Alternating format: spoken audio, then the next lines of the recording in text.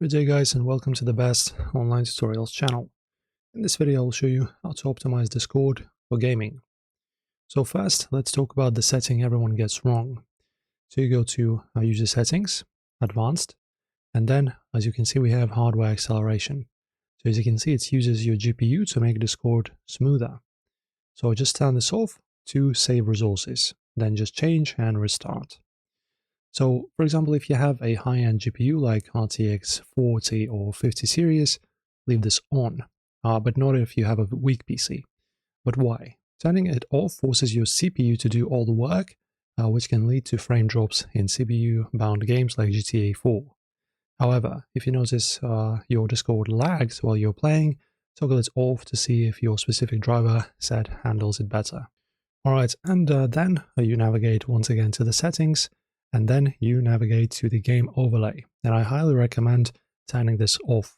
Why? So the Discord overlay is notorious for causing micro stutters in modern engines of modern games.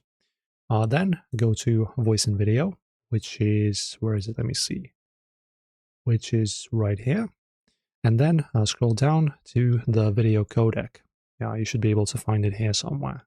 And ensure that OpenH264 is enabled, and also hardware acceleration for video are enabled if you have these settings, of course. They might have just moved them to the advanced and then hardware acceleration altogether. And finally, just stop Discord from watching you. So go to activity and privacy. So you go data and privacy and just disable all of the data collection because there's a lot of it. And finally, in accessibility, which should be in the top here somewhere, let me see. Accessibility here, just make sure to enable reduced motion, if you have that setting, of course. Yeah, there you go, reduced motion, just make sure to keep this on.